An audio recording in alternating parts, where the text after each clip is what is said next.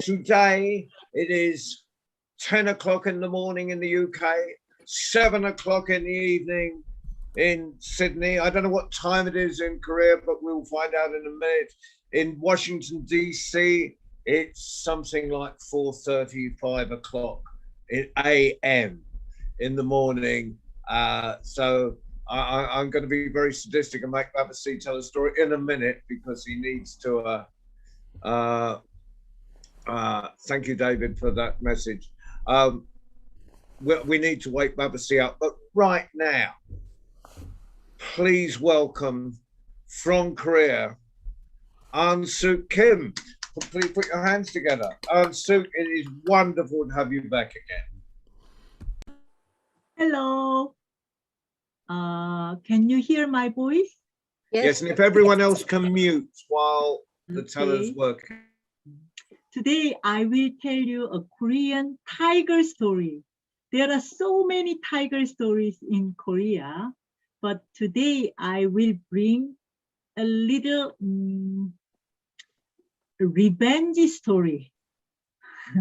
So I hope you never heard this, but so similar. Every culture has these similar stories of revenge and killed tiger. So let me start. Once upon a time, 옛날에, there lived a boy with his mother in a village near Mountain Kumgangsan. One day, the boy was being bullied by other big boys because he had no father. So he came home crying, "Mom, why don't I have father?" His mother said, "Your father passed away before you were born." "How did he die?" "He was a great hunter, but one year, a tiger from Mountain Kumgang came here and killed many villagers. So your father chased after the tiger to Mountain Kumgang, but never came back. He must have been eaten by the tiger. Then I will kill the tiger and take revenge my father." "Oh no, my boy, you are too young and you even don't know how to shoot an arrow. Your father was a keen archer." "Then I will practice shooting from today." And from that day on, the little boy made a wooden bow and arrows. And every day he practiced shooting.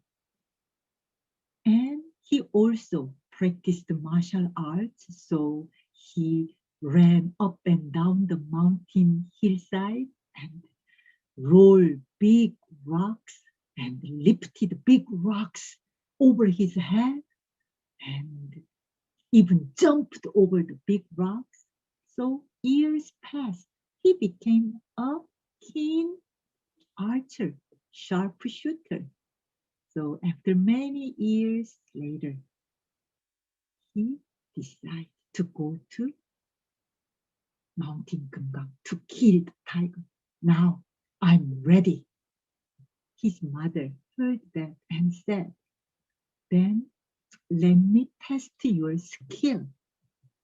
So his mother carried a water pot on her head. And in the distance, her son, the boy, pulled a bow and shoot arrow and made a hole through middle of the pot, and water began leaking. Then the boy quickly made a small ball of mud and shot it with his arrow again and filled the hole. Water stopped leaking. So his mother let him go. Now the boy became a young man, but still very young. He just took his bow and arrows and walked into the mountain Kumgang. He went this valley and that valley to look for the tiger, but he couldn't find the tiger. So when it was dark, he found a small cottage and knocked at the door. An old woman came out. What brought you here, young man? I came here to avenge my father's death. I will kill the tiger in Kumgang Mountain. The old woman smiled and, oh, what a brave son. Come in, and welcomed him and fed him with cornmeal and wild vegetables, maybe wild ginseng root. Anyway, the old woman was very friendly to this young man. And after the meal, she said, I've heard the tiger in Kumgang Mountain is really huge and ferocious. So many hunters went there to kill the tiger, but no one came back alive. I'm afraid maybe the same thing happened to you. Then the boy proudly said, I am a sharpshooter like my father. Then, could you show me your skill? Then the old woman took out a needle with a thread and hung it on the ceiling and turned off the light. And in the dark, she said, hit the needle with one arrow. So the boy just took a deep breath and pulled his bow and shoot the arrow with one arrow. He hit the needle. Great job. Oh, maybe you will succeed. Then I will tell you where the tiger's den is located. So the next morning, when the boy said farewell to the old woman, she just guided him just where the tiger's den is and how to get there. So the boy thanked and he started walking. He kept walking until he found the tiger's den almost near the top of the mountain in the dense forest. The tiger's den. When he stood at the entrance of the den, he felt just fear, but he just stepped into the den. And after a while, his eyes adapted. He could see two lights just blink on and off at the end of the cave. They are the eyes of the tiger. The tiger was resting after a big meal. And the boy shivered with fear, but he came here to avenge his father. So he took out his bow and pulled it and shot an arrow once, twice, and 3 times to the vital spot of the tiger. But the tiger didn't respond at first and just roaring. Then all of a sudden the tiger leapt up and rushed toward the boy, and the boy couldn't do anything. Just at a loss, the tiger opened its mouth and gulped the boy and swallowed it. Oh, the boy, the brave boy, he lost his consciousness. And sometime later, he just awoke and he found he was in a narrow, damp, dark, some smelly place. Where am I? Then he felt somebody touch his shoulder. So he, who are you? Where am I?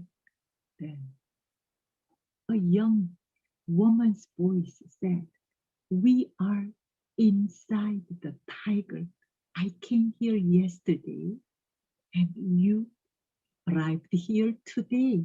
So we both in the tiger's belly. Then the boy, is there any way we can get out of here? Is there any hole? The girl calmly said, no way, you have to make it. So the boy looked around his bow and arrows, but he didn't have bow and arrows. Then the girl handed him a dagger. Take this and use this dagger. Fortunately, I kept it when I was swallowed by the tiger. So use this dagger and make a hole. Our lives up to you. Please do that. Then the boy just regained his strength and began to stab the tiger's inside with the girl's dagger. Yeah, yeah, yeah. Every time the boy stabbed the tiger with the dagger, the tiger couldn't stand those pains. Already he got 3 arrows in his vital spot. And now inside the dagger just so unbearable. So the tiger leapt out of the cave and jumped here and there, all over the valleys, up and down. Then finally, the tiger lost his balance and lost his strength. Then slowly he came back to his cave. In Korean old saying, tiger usually, when he knew his death time, he came back to his home. So the tiger, huge tiger, just collapsed, thump, and breathed his last breath. Then the boy now just cut open the tiger's belly and came out, and he helped the girl out. So they stood beside the dead tiger.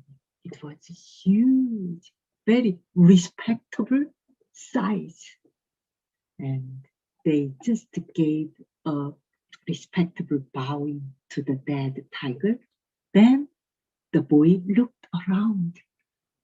Inside the cave, at the corner, there's a huge heap of skulls and bones. So he went close to the heap of skull and bones, and he called out, "Father, Father, Father!" He cried. Then a skull rolled out of the heap and stopped in front of his foot. So he bent down and picked up the skull carefully and hugged it, and he cried. His hot tears fell on the skull. He felt this is his father. So soon he just took out all the skulls and bones from the cave and made a big tomb on the sunny side of the hill, and just gave respect to the dead and came back home. And the girl had no family to return, so he took the girl home, and his mother was so happy to see her son came back alive, and even with her husband, just skull he brought. That's very important in old Korea, to the father or mother, very respectful their just bone or body. So they made a tomb with the skull and bowed deeply. And as the story usually does, the girl and boy married and lived peacefully in the village. No more ferocious, huge tiger attacked the village. Thank you. Thank you, Suk. What a start. What a fantastic start to today. Yes, that was a fantastic story and really dramatic. And when you brought your voice up at the end with the mother's joy, it all came through. My little mother's joy came out of my little screen and into my friend's kitchen where I'm staying. Fantastic. Thank you. Thank you. But David, of course, wants to say something. Oh, please, can I say something, John? Oh, please, yes, David. That was absolutely you did bring Ansuk to us. So. You're in Korea. You really ought to make a very short journey to Tokyo and join the Korean archery team, because you look like a professional. I mean, amazing. You can plug a hole in a pot. I believe you can do it. It was fantastic. I love your tiger stories. Ansuk was the last person who shared a story on the project. And Ansuk, look what I've got here.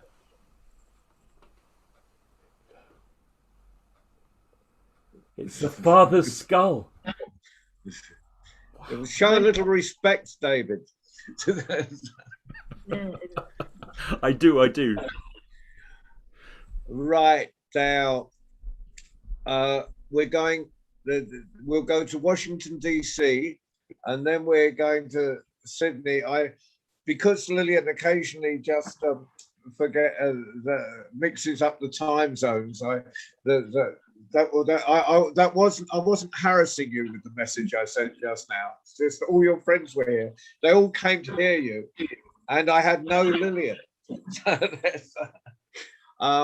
So we'll have Baba C and then Lillian, and then hopefully someone else will join us, because your friends will tell next time, but they don't want to tell this time, which is perfectly fine.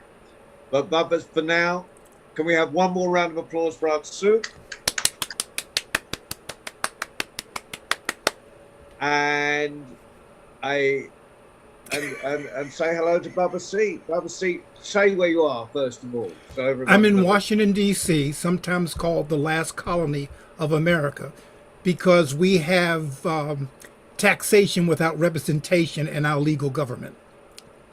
But that's another story. Ansuk, I was saying that I'm almost envious of you because you are multilingual. Unfortunately, there's an old joke, and it says, what do you call someone who speaks 3 or more languages? You call them polylingual. What do you call somebody who speaks 2 languages? You call them bilingual.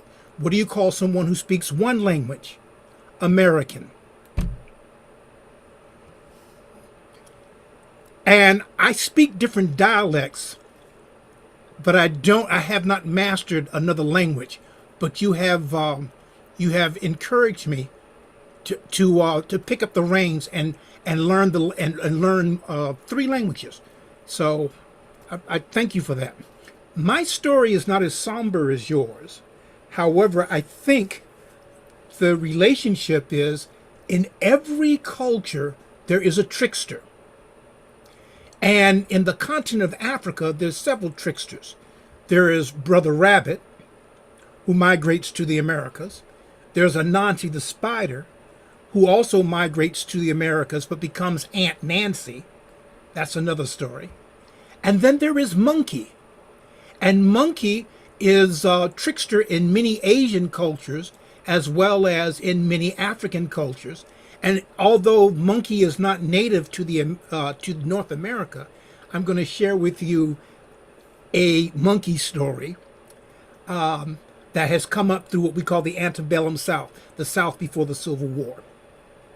You see, a long time ago, and my accent's going to be all over the place just because it can. So a long time ago, the first people in the world were the animals. Humans hadn't come around yet. And the animals could talk to each other. And they had worked out systems of getting along with each other. And those who absolutely couldn't get along, they lived elsewhere. But by and far, they get along very well.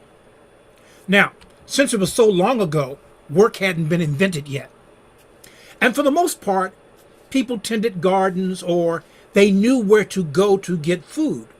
Now, it was the law of the land that before you took food from a bush or tree, you asked for permission.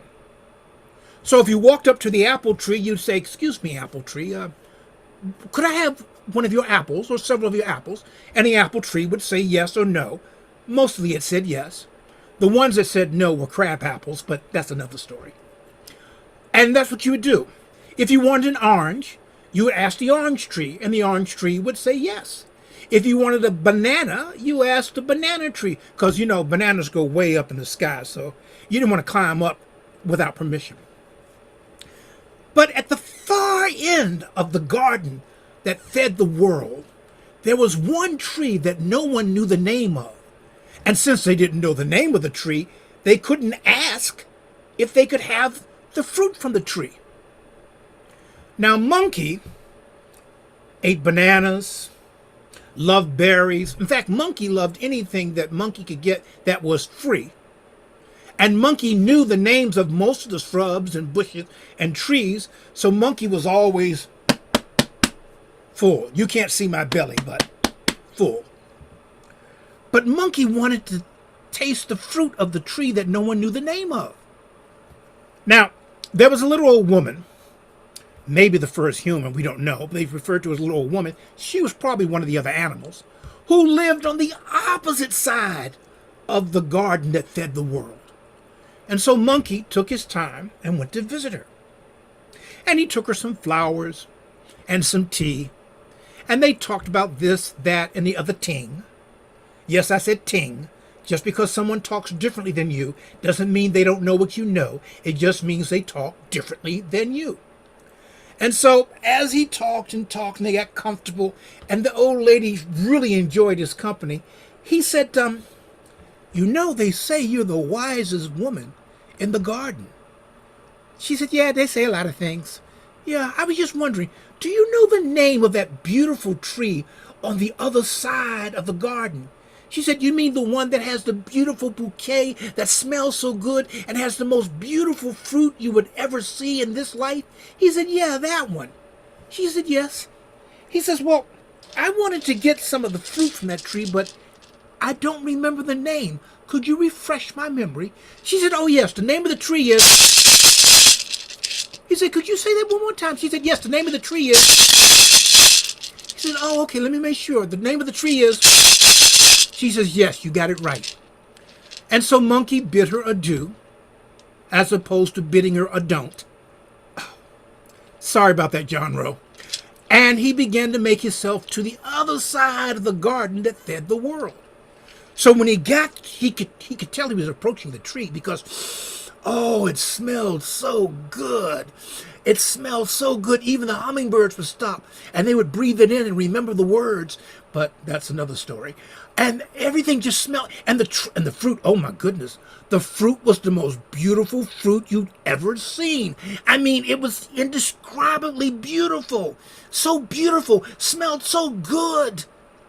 And so Monkey walked up to the tree and said, "Hello, I was wondering if I could have some of your fruit." And the beautiful, sweet-smelling tree named said, "Of course." And so Monkey grabbed the biggest, juiciest, most beautiful, most fragrant piece of fruit from the tree, and he bit into it.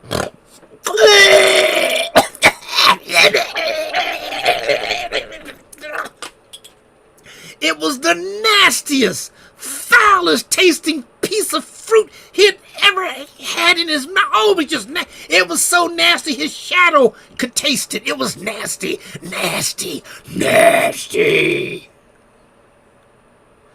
And so after drinking a gallon of water, Monkey finally took him 3 days to get that taste off his mouth.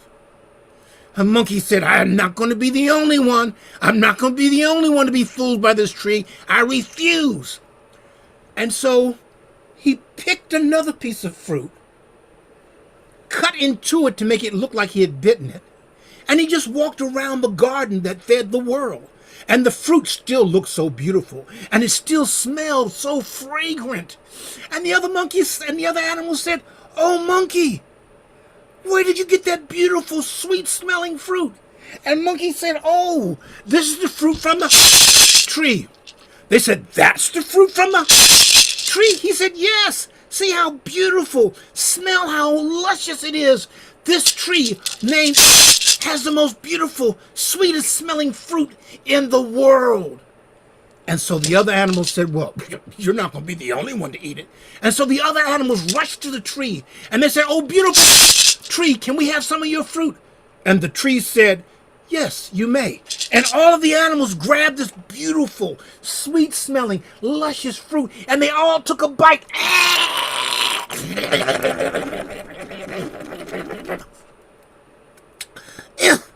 It was the foulest, nastiest tasting thing they'd ever experienced. And they were all angry with the monkey because they realized they had been tricked. And that's how Monkey became known as Trickster. Asante. Oh, one more thing. Never assume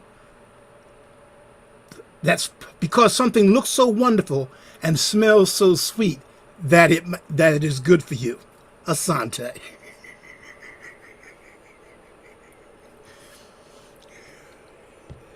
You have to unmute, John Rowe. I was having my finger was going one place and the arrow was going somewhere entirely different on this computer. Babasi, as always, that was amazing. A huge round of applause for Babasi. That's really nice. Thank you.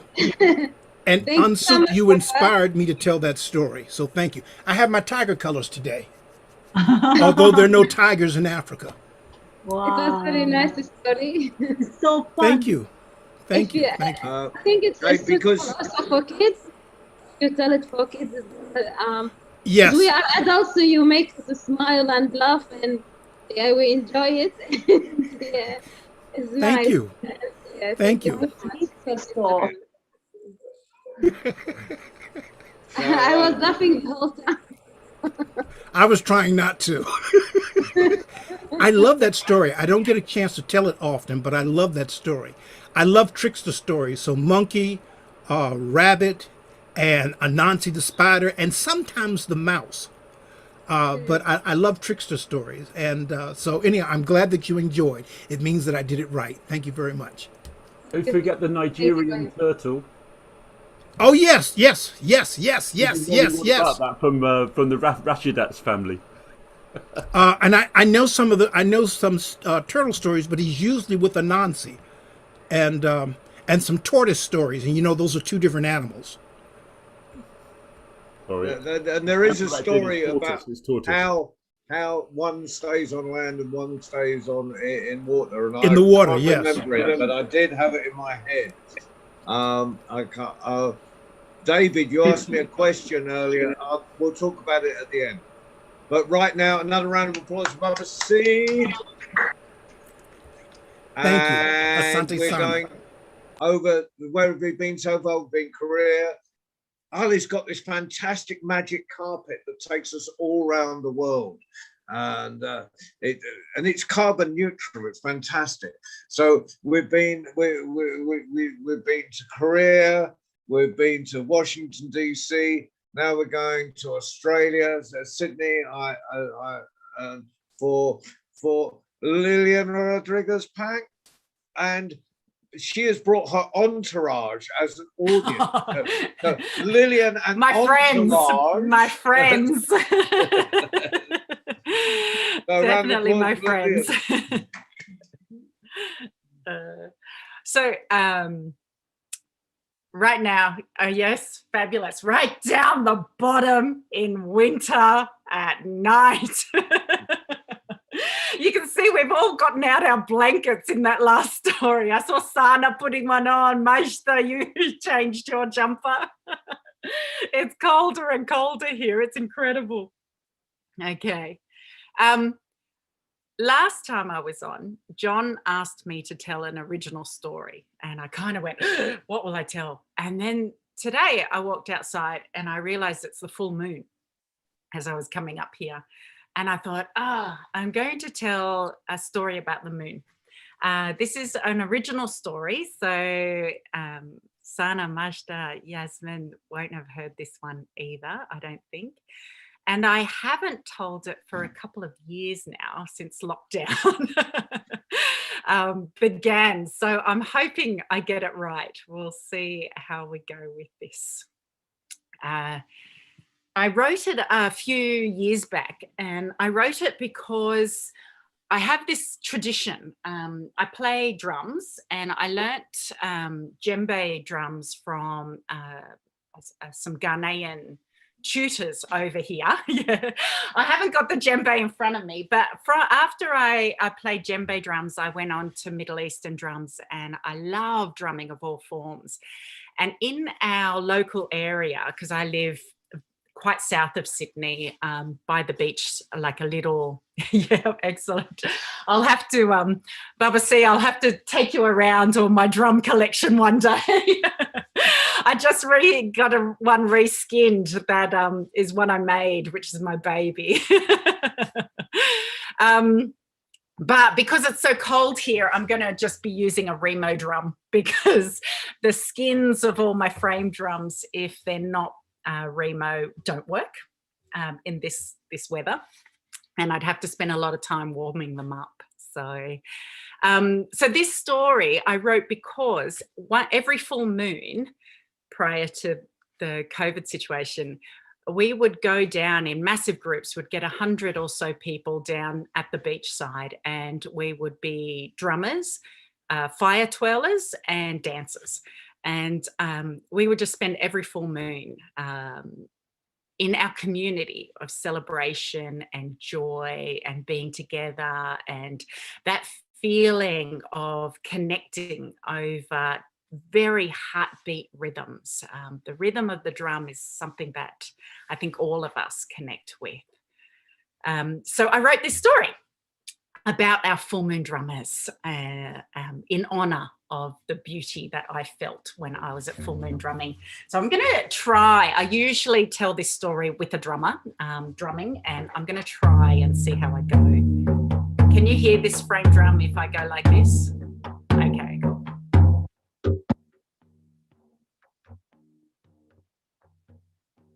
The beginning of time, moon was always full. She watched the earth. She felt the orbit. She felt interest. The earth had colours and shapes that just drew her in. Now, as the years passed, moments flew by. She found herself watching this distant sphere more and more until interest became obsession. One day, she decided she had to visit. Although as space, distance, patterns of the universe work, she could not come herself. She decided to slice away parts of herself and set 4 children down on this earth. She watched them in only her outline shape, as 2 shapes were born to human mothers. Now these human children, they were born with skin as black as the night shone. Oh, with immediate and easy smiles, they radiate warmth and music and an irresistible beat. 2 children were born to the ocean. Fish with scales of every colour we know and every colour we could imagine. Their colours were soothing. They spread out, and when the light hit them, it lit up the ocean. Now these humans, they created a beat when they walked and a song when they talked, and wherever they went, they started a song and a rhythm and a beat for all to join on. These kids, they were chatty music makers, and they were loved by all. Now the children of the sea, they were adventurous. constantly moving. They love to swim, great distances, testing their strength, feeling the wonders of gliding through water. Now, Mama Moon, up in the sky, well, she was just an outline. And she watched these children throughout all their adventures, constantly moving. She felt the connection with them. She felt their feelings. She felt their joy. Oh, she felt the beauty that this place, the earth, was. She longed to be with them. So much so that the moon began moving closer and closer and closer to the earth. Now, as the teens of the land grew, they were known to the land like a heartbeat. They were recognized, they were loved, they felt a strong connection to their Mother Moon, and they would come out and drum and dance for her. They created rhythms and beats to honor her. They loved to see her up in the sky, and she loved to watch them sing and dance. Now, the children of the sea, they stay focused on the swim. They covered the water of the earth many times over, swimming towards their Mother Moon, but never able to make it. And one day, the children of the sea, they just stopped and they called out, Mama Moon, Mama, Mum, we want to come home. Oh, my young ones, the ocean is your home. The children of the sea, they kept swimming. They swam to the depths of the ocean and over coral forests, and they still just looked up and they called out, Mama, Mama, we want to come home. But my young ones, the ocean is your home. Mama, Mama, we love it here, but we want a hug. Oh, the moon. Oh, the moon at that moment thought that she would fall from the sky and down into the ocean. Her children needed a hug. And she looked away to see the land's children, and they were drumming those wonderful beats and they were singing to their mum, but they stopped their song as well and they looked up and they said, Mum, we want to come home to you.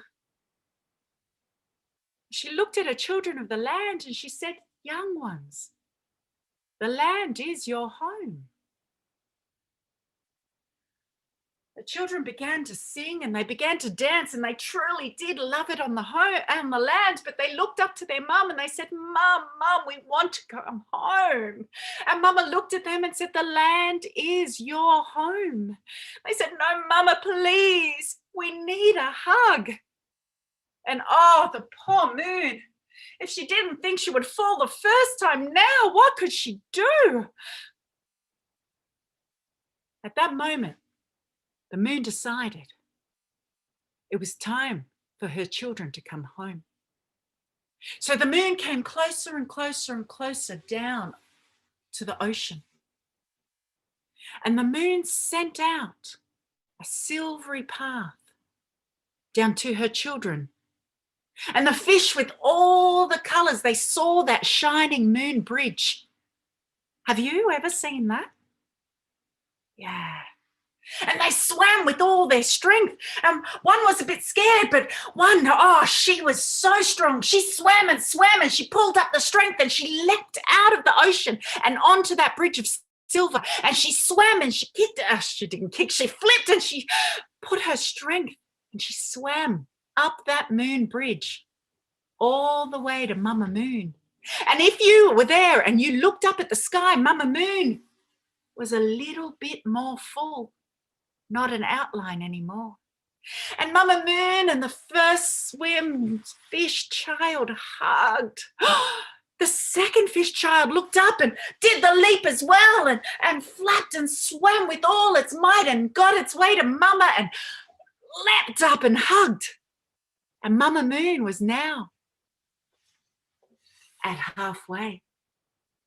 And the children of the land were watching this, and they saw their siblings get up there, and the girl child looked, and she threw down her drum and she ran at that ocean, and she leapt onto that silver bridge, and she ran and ran, and the rhythm spread out and pulled her up to Mama Moon. Oh, and she hugged her mama. And Mama Moon is 3/4 full now. And that young boy, he looked up, he saw her breath, and he knew that is where he had to be.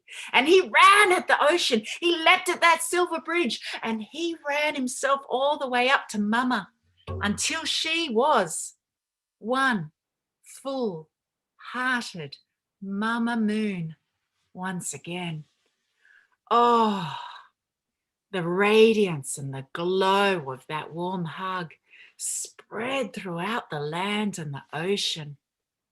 And all those children, the 4, looked down to where they had lived, and they noticed that the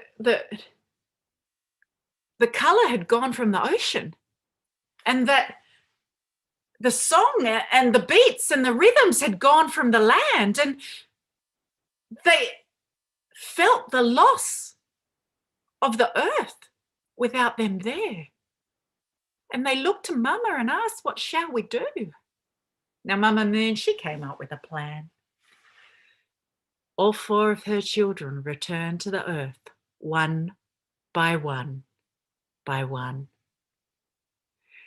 Each time that Mama is just a ring, she calls one child up, a crescent, a half, 3/4, until she is full again, and they hug tight all together and dissipate back to 3/4, that half, and a crescent, until Mama is that ring in the sky, waxing and waning, feeding on the love of her children, and the children spread her magical bridge of light, love, colour, and beats to this earth. That's the story. That was absolutely amazing, Lillian. Fantastic. Thank you.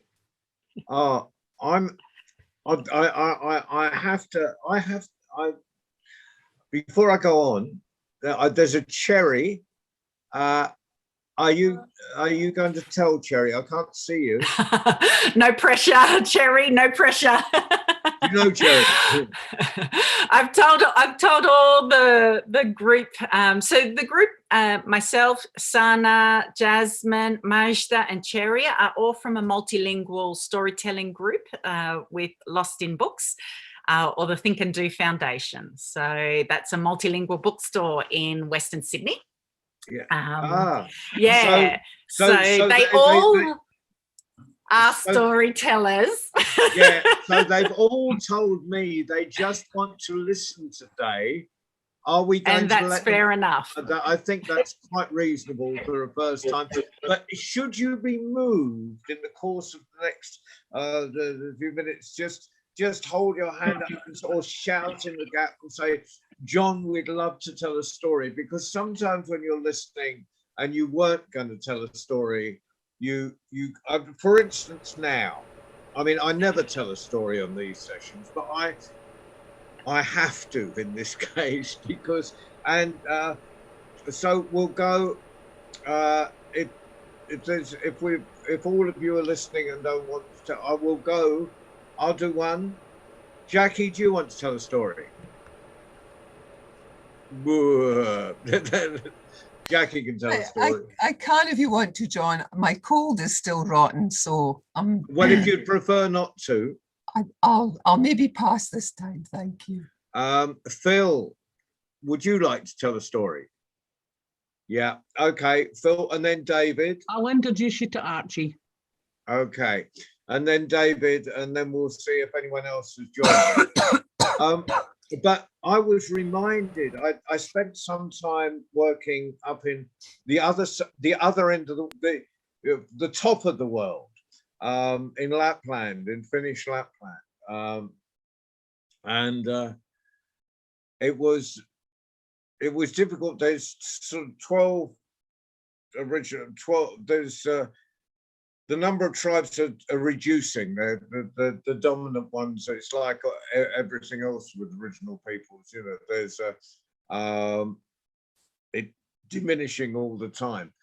And I was working with a woman who had huskies, and I was asking her for stories, and she said, I can't tell. It was difficult to collect stories because most of the stories were about revenge from one people. They were family stories, and it was, and you didn't give them away. They were told within the families. But this is a Sami story, and it's a moon story, and so Lillian's story, yeah, it's going to be rough because it's just popped into my head, and I haven't practiced or anything, but it's from way back in time. It's from the very beginning of time, and Moon had a daughter, and we will call her Moon Girl. And the sun had a son, and we will call him Moon Boy. Now, Moon Girl, she was beautiful. She had skin the color of cloudberries. She had silver hair, silver strands. It looked like, just beyond beautiful. And Sun thought, well, it's time my boy was married. And now, normally we don't like our parents to choose our partners for us, but you know, so reluctantly, he said, "Boy, it's time you got married. You're going to marry Moon Girl." Now, I thought, well, if it pleases Dad, and he went down and but when he saw her, he thought, my father knows something. He fell instantly in love. And he took off one of his golden slippers and gave it to her. How? It burnt. She threw it back at him and ran away. When she ran back to her mother, and as Lillian knows, Moon Mother just knows what to do with her children.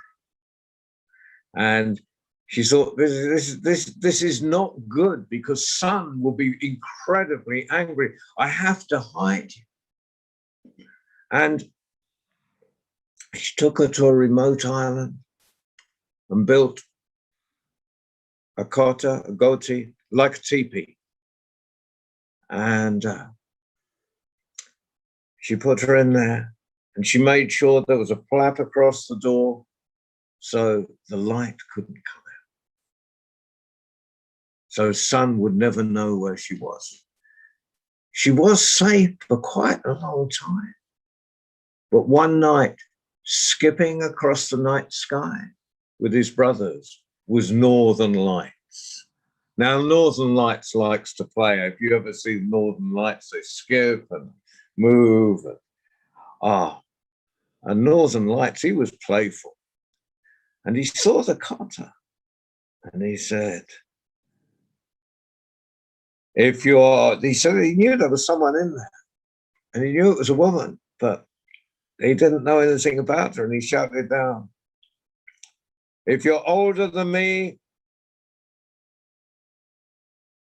you are my mother. If you're younger than me, if you're the same age as me, you are my sister. If you're younger than me, you will be my bride. But he had a playful voice. And so Moon Girl just pulled the flap aside, invited him in. And they lived happily together. But the problem with playful boys is they will go out and play. And So every night, Northern Lights skipped out and played round the sky with his friends and his brothers.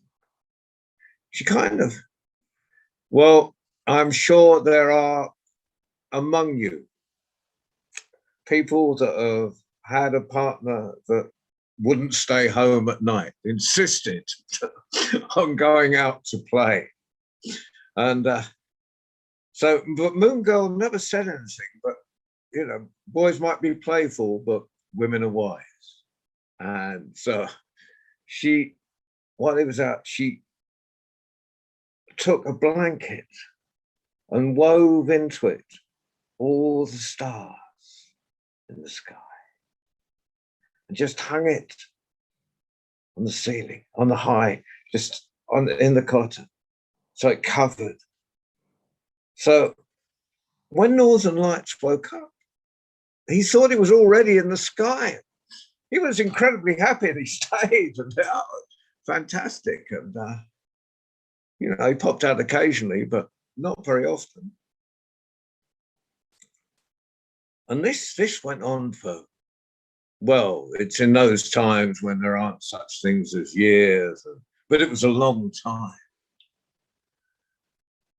Until it was about dawn. And the moon is taken and being called across the sky path by the Great Bear. And the sun was just about rising, but somehow the flap of the cotta had been left open and a moonbeam came out. And the sun came down and grabbed Moon Girl. Well, Northern Lights came down, he tried to beat off the sun and he was thrown aside. Oh, it was terrible. But in the end, the sun held Moon Girl, he said. And he called his son to him. He said, "Here is your bride." A Moon Girl, well, if she could have done, she would have just crossed her arms and gone, "I hate you. I will never marry." Which probably didn't have as deep a voice as that. And the sun banished Moon Girl back to her mother.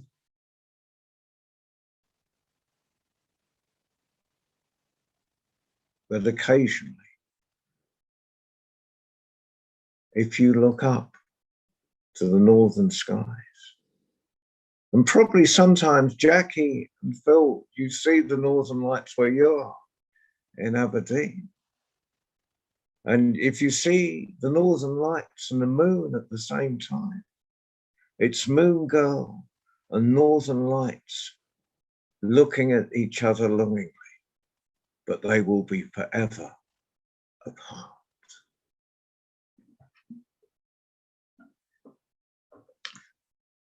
I just had to do that because a moon story from the southern hemisphere and a moon story from as far north as you can get. Right, so Phil, we've got who's connecting to their audio? No, I recognize this person connecting their audio. We'll let Jasnami get her breath, but then we'll go to Aberdeen and to Phil McMain, and then we're going to the Punjab. I shouldn't put a "the" in front. It's Punjab for Jasnami. I'm going to put Jasnami before David because David won't mind giving way to Jasnami because she's our she's our child star. So yeah, we love Jasname. Jasname comes to our, she comes to everything. She comes to our under 18 tellers on Tuesday night because she's only 12 years old. She comes to our worldwide story rounds every 2 weeks on a Sunday. She comes to our monthly Asian and Australian and whoever else is here tellers on a Saturday morning once a month.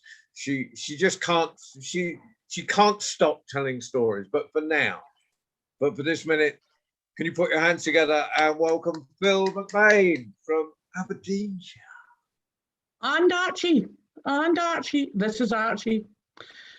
As you can see, Archie is a bit of a devil. He gets himself into trouble and he is always in. He's a bit vain. He likes his hair just perfect. Don't you dare lick your hands and wet your hair. That's just not nice. There's company. Behave yourself. But I don't need Archie just now, so we'll just put him away. We start this story with a little old lady. This story comes from Jamaica, and this little old lady has bees. She's got hunters and hunters and hunters of bees, and she's got hives everywhere, and when it comes to time to harvest all the honey, she has enough a job, because she always has more honey than she has jars. And she fills all the pots in the house. And she fills all the clay pots in the house. And when she dishes it out to our family and our friends and everybody else around the village, she has always still got honey left. So she gathers all the honey she's got left, puts it in the biggest great big pot that she has, puts it on her head, and sets off through the jungle to the nearest village, the next village, to sell her honey. And she's singing away at herself because it's been an exceptionally good harvest this year.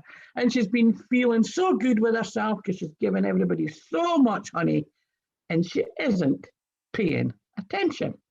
And she trips over a root, and the honey pot falls over her head, crashes on the pot, on the ground, everywhere. Well, she dances round that pot like a woman possessed. She's got her hands up in the air and she's going, "Oh, Papa God, why do you give me so much misery? Look at all that misery on the ground. It is just..." And she makes such a racket. And she dances and she hollers and she dances and she hollers and she waves her arm. But what she doesn't know is there's a branch above her. And on that branch, there is a monkey, sound asleep. Well, he was, but he's not anymore, because the old woman has woken him up, and he's looking down. And he's never heard of misery in his life before. And once she stops dancing and starts roaring and stops screaming at the top of her voice about how Papa God had created all this misery, he would climb down the tree and investigate. And he had a wee sniff, and it smelt all right, and it looked all right, and he had a little wee poke in it, and he had a little wee taste, and Archie decided that he loved misery.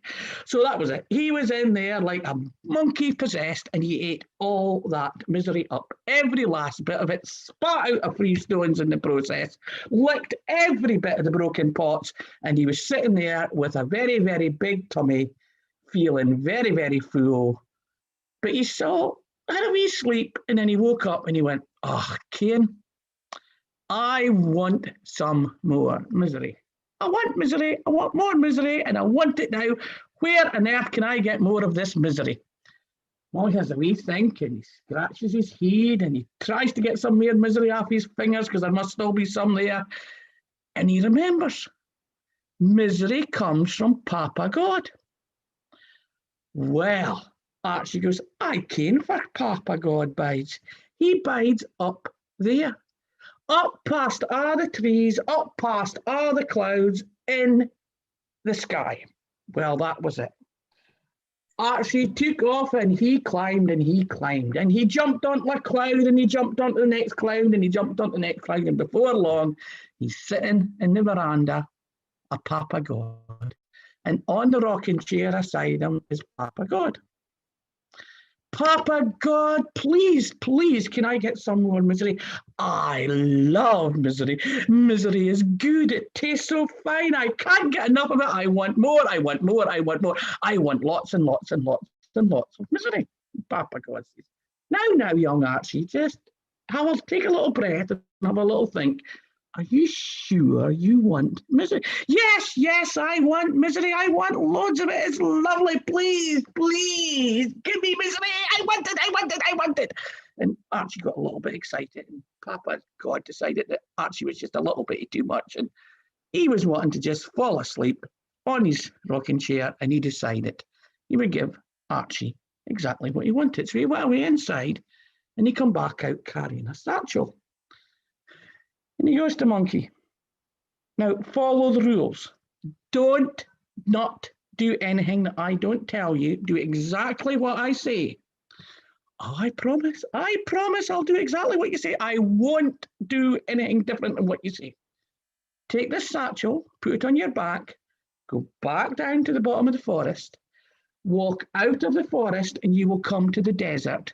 And go into the desert until you get to the middle of the desert. And don't you dare open that satchel until you get to the middle of the desert. Archie goes, yes, yes, yes, I promise I'll do all that. And he takes the satchel and away he goes. So he climbs all the way down. It's a lot easier going down than it is going up, by the way, so it didn't take him long. And he gets to the forest and he takes off and he runs and he runs and he runs and he comes to the desert and he has a wee think. I'm not sure if I want to go into the middle of the desert. Can I not just open this satchel now and get all this misery? And he went, oh no, I promised Papa God I would go into the middle of the desert. And he very reluctantly steps off into the middle of the desert. And it gets hotter. And it doesn't, and he just can't get there. And it's I'm going to open. No, I promised. And he goes into the middle of the desert. And he sits down. And he opens the satchel. Well, has a wee think about it. And he opens the satchel. And out pops not just one, not just two, not just three, or four, or five, or six, but 7 great big black slithering great big dogs, and they are chasing Archie, and Archie is running where he's at, and he just taking off, and he's running all the way back to, and they're going to catch me, and he's running in that. And they're almost at him and they're going to get him. And all of a sudden, a tree appears from nowhere. And that was the saviour of Archie. He was able to go up into that tree. Sorry, he's stuck. He's gotten up into the tree. And he's lying on top of the branches, panting because that was so close. That 7 black, snarling, slithering dogs nearly got him. In actual fact, you'll notice that Archie doesn't have a tail. They got that. But he sits up there and he pants and he pants and he pants.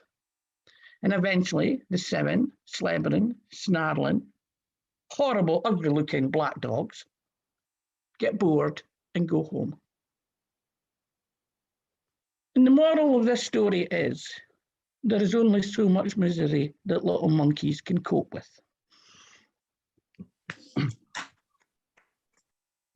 Fantastic.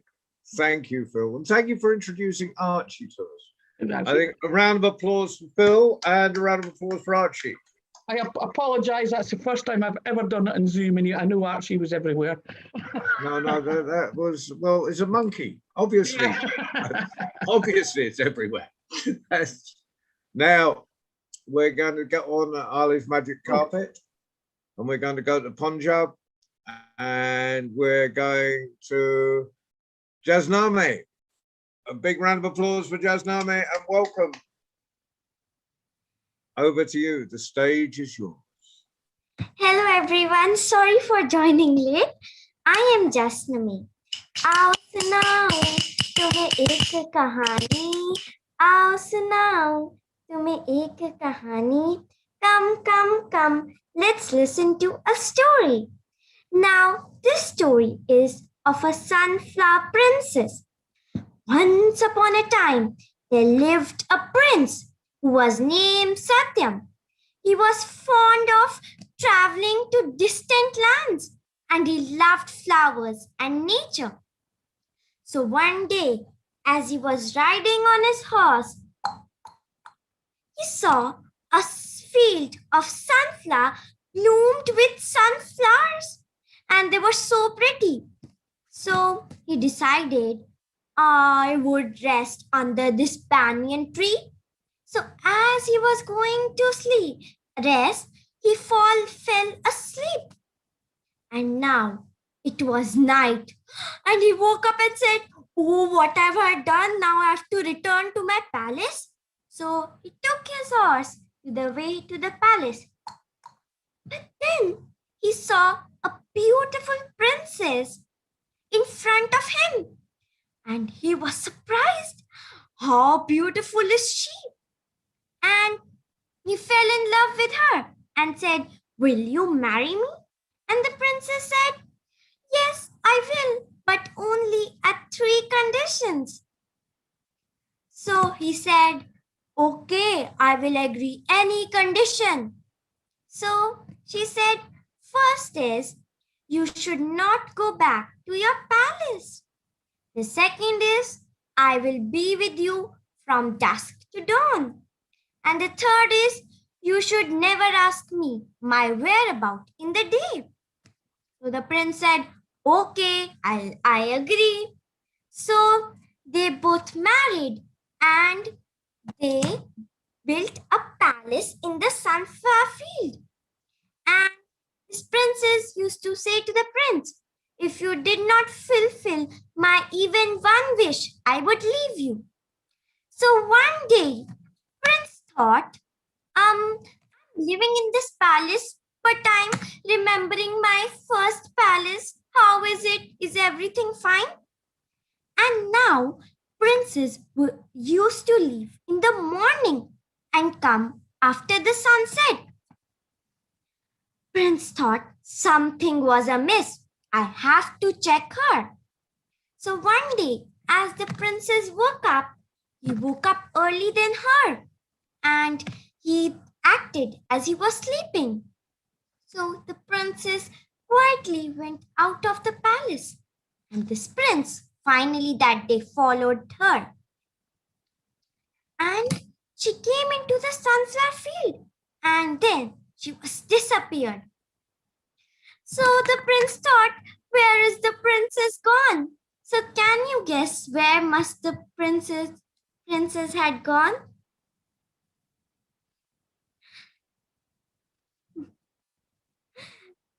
I'll tell. Yes, Babasi. In the sky? No, David.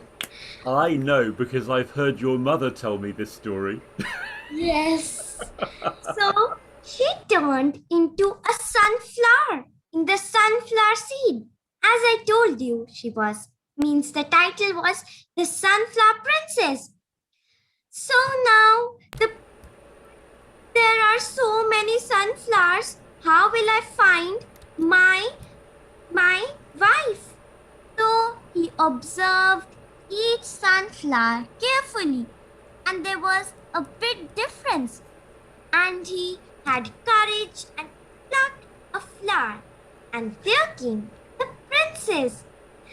So the princess asked, how do you know which flower was I? So he said, I observed all the flowers. Then I saw they were having these dew drops. And because it rained at night, but at night you were with me. So this was the most beautiful and the different flower. The end. Thank you.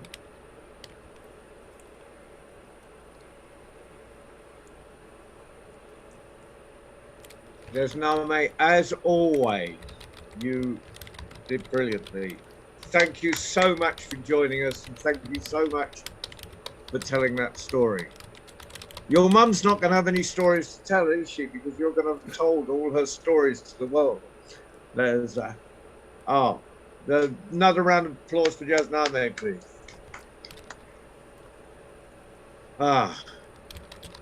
David, unless there is anyone else that is suddenly moved to tell a story. Majda put her hand up. Majda, do you want to tell a story? You're muted. Maybe no. No, okay. I thought you put your hand up, but maybe not. Right, next time. And the next session, David has worked it out, will be on the 24th. 21st. 21st, sorry. 21st. Lillian, what did you want to say? I wanted to tell Majda that David and Majda both tell Nasruddin stories. And Majda is quite exceptional at them. Majda, is it okay with you if I tell a Nasruddin story? Is it okay with you? Great, thank you.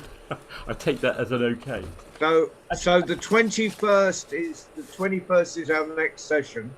So our last teller for today will be David Heathfield, who has put so much work into creating an international community of tellers and working with teachers all around the world, both running his own courses and the Hands Up project, working with the Hands Up project with all, we get on Tuesday nights occasionally, we get the wonderful tellers in from Gaza, and it's David who's brought them to us. So, so thank you, David.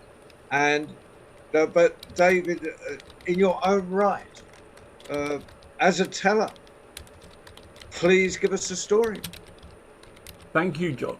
John, by means of introduction, I'll explain. Jasname's mum has just finished my latest storytelling course, the same course that Jackie did and Arn Sook did. So I'd already heard the story that Jasname told, and wow, you and your mum told that story so beautifully, Jasname. Jasname, that's beautiful. And will you forgive me if I spend 1 minute introducing my story? Because you might not know that on the, where is it? Yeah, hang on a minute, let me just find it. On the World Storytelling Cafe homepage, which you all know, there's this homepage tab, but next to it there's a tab called Stages. Can you see? And if you click on Stages and you scroll down to all these wonderful things, there's something called Around the World in 88 Tales, which is a project that I'm doing. And it's also in collaboration with the World Storytelling Cafe. And the last storyteller was Arn Sook. So if you go here, the 20th of July, and listen, you can listen to two storytellers, well, three, me, Alan Hall in Ireland, and Arn Sook in Korea. And the week before that, there's also me and Sanya Raskovich and Baba C. So if you want to hear more of Baba C, you can listen to it there. And there's also a website to go with the project, which is called Around the World in 88 Tales, where I meet storytellers from all around the world. And John might be one of them, and Jackie will be one of them. And wow, it's amazing. And Jasname on the Padlet that goes with the project, if you go to that website, Jasname's told a story, because everybody can tell a story as part of this project. So you can tell stories, your friends, your children, your neighbours, people who are getting used to storytelling. Everybody can share stories on there. So I just wanted to quickly get that in. And on Tuesday, when I met Arn Sook, before I met Arn Sook, I met Alan, and I told a story inspired by, as all the stories are, inspired by an object from the museum here in Exeter where I lived. And the story that I told, I learned from Despina Aristidou, who lives on a Greek island called Syros. And in Greece, they tell stories about Nasruddin. Although Nasruddin's stories are associated with Turkey, of course Nasruddin's stories spread far and wide. In Arabic, he's called Johar. And in the Uyghur people call him Appendi. So, I mean, the story spread right across Asia. So, you know, so many stories. And this is one of my favorites. And David, before you, Jasmine has got, there's, Jasname's got a picture of Appendi, Nasruddin, Johar, whatever we want to call him. Fantastic, thank you. And the story that I'm going to tell is inspired by this artifact from the museum, which was found in Egypt. Okay, it's actually much smaller than it looks. It's a little votive offering from Egypt from the Roman era. So when it was a Roman town, archaeological dig, and now it's in the museum in Exeter. And this inspired my story because I guess this story would also be told in Egypt. But was it told 2,000 years ago when this object was dug up? Perhaps. Nasruddin is a wise man, a foolish man, and sometimes a trickster. We've had stories of tricksters today. And Nasruddin was caught stealing a beautiful horse. Well, this was a serious crime, and Nasruddin was taken to the judge. Nasruddin, for stealing a horse, you will be hanged. No, said Nasruddin, you cannot hang me. Why not? Said the judge. This is not a horse, said Nasruddin. This is my brother. What? Said the judge. This is my brother. Oh, what are you talking about? My brother was enchanted by a wicked genie who transformed him into the shape of a horse. Now I have found my brother and I am looking after him. Please, you cannot hang me for this. This is nonsense, said the judge. You will be hanged by the neck until dead. No, said Nasruddin. I can prove to you that this is my brother. How? It will take a long time, said Nasruddin. I must teach my brother to talk again. And when he has found his voice, then I will be able to turn him back into his human form. But until then, he will remain as a horse. How long will that take? Said the judge. A year from now, my brother will come to you and tell you that he's my brother. Listen, what difference does it make, said Nasruddin, if you hang me today or you hang me 1 year from now? Very well, said the judge. Take this horse, and a year from now, if this horse tells me he's your brother, all well and good. But if not, you will be hanged, Nasruddin. You will die. Well, Nasruddin accepted. Of course I will return, and so will my brother. And Nasruddin walked slowly and calmly away from the courtroom, leading his brother behind him. Now, coming along the path was his wife. Well, she wasn't just coming along the path, she was running along the path. Oh, my husband, I've heard the news. My neighbours have told me you were caught, foolish man, stealing a horse. Is it true? Shh, said Nasruddin. Don't let anyone hear. But they told me that it's your brother and you're going to teach him to speak again. Is that true? Wife, what do you think? But husband, if you don't teach this horse to talk, you're going to be hanged. Wife, said Nasruddin, I have a whole year. What do I need to worry about what might happen a year from now? Times are uncertain. I mean, who among you listening knew what you would be doing today 1 year ago? And who can even imagine with lockdown in Australia and the infection rate rising in the UK, who knows where we might be a year from now? Life takes many twists and turns. The path ahead is unclear. Who knows what may happen around the corner? Perhaps a year from now, wife, the judge may no longer be alive. Perhaps I'll be dead. Wife, who knows?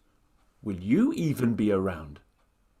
Wife, a year from now, is it not even impossible that this horse will trot off to the judge and tell him he's my brother?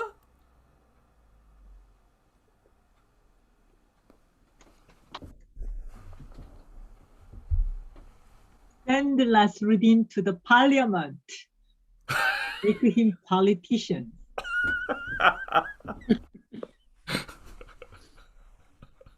Oh, brilliant, brilliant. Now, we've had a fantastic morning, evening, middle of the night, depending on where you are in this world. We'll spend all unmute, speak to each other. I mean, even those of you in Sydney aren't getting a chance to get together. So, so we are at this moment in one room. So I throw open to yourselves. David, I enjoyed you horsing around. Thank you, Matt. Thank you very much, Babati. Majda, do you know of that story? It was really nice, David. Thank you, Just Sana. like you were telling it from the bottom of your heart. I wanted to ask Majda, do you know a version of that story? Similar. There is a lot of them, but similar. Yes. Yes, true. Yes, It was very nice. There's also a Chinese version. I kind of blended a bit of the kind of Turkish Greek version that Desmond told me and the Chinese version that I heard. Like another version. Like there is no end. Like it's a story that it gives the audience to think that there's no end. You have to think it's gonna happen or not. It's gonna hang him or not. I think the lesson for me in that story is live for now. Yes, true. The moment. Yeah. True. Yeah, Who knows what might happen?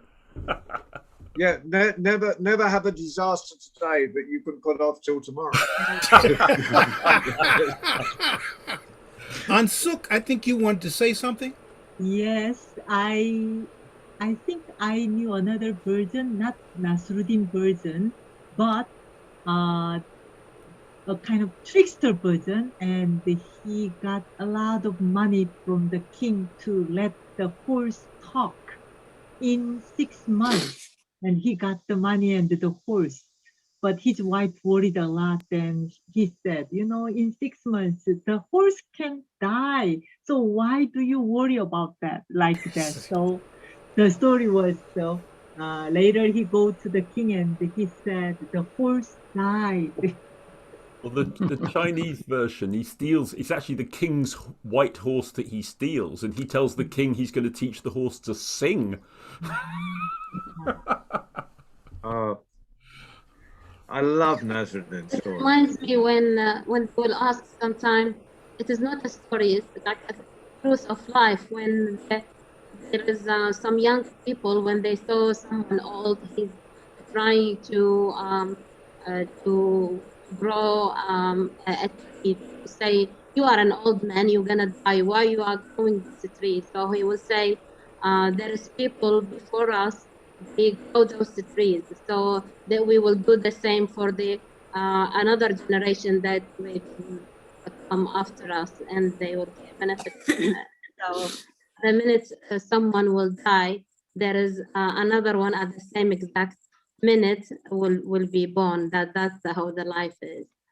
So, and like now the story is saying live the minute. So in this minute, as we are living in the lockdown now, like yesterday we were living happily, going to school, going to work. Then the next day starting to be 7 cases in Sydney, then 100, 120s, and we don't know what's going to happen next.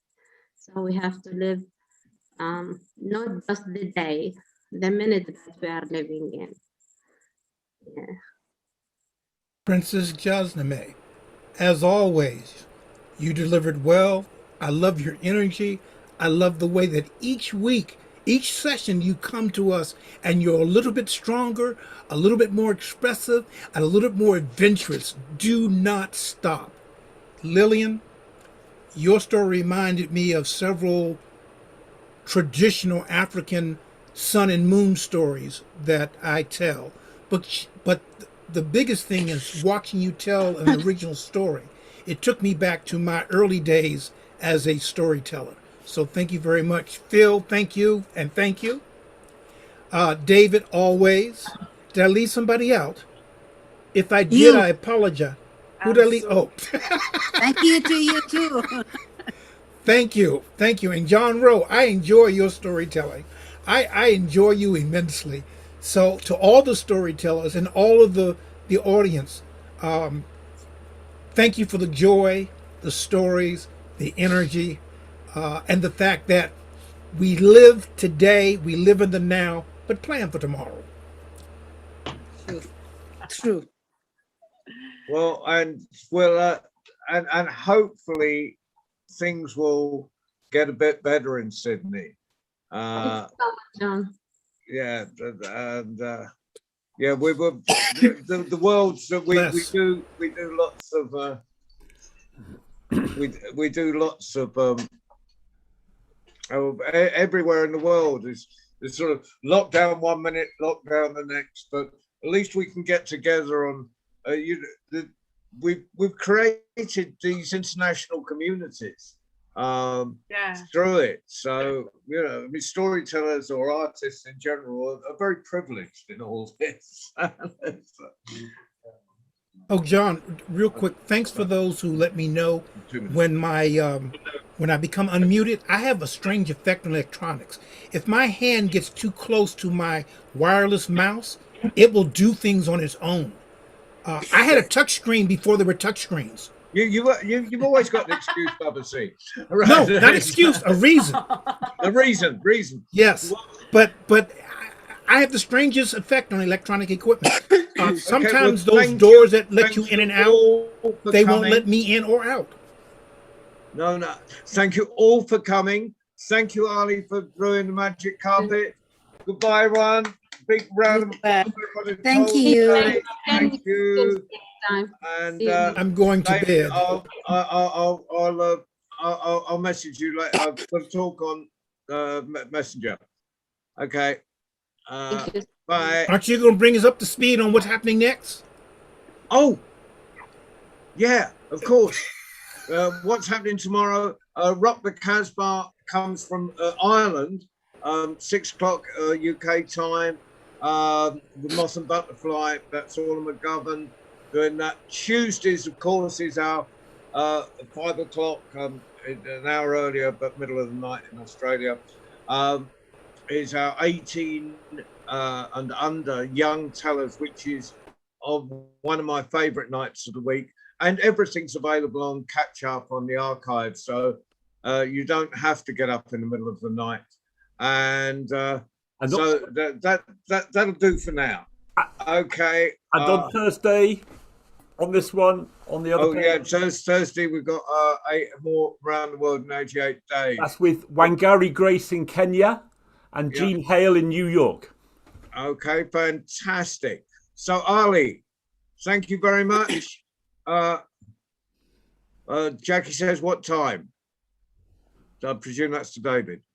On Thursday, it's going to be 4 p.m. UK time. Okay. All on the but website. For now, goodbye, good night, good morning, good afternoon, wherever you are. Bye. Bye-bye. Thank you, Ali.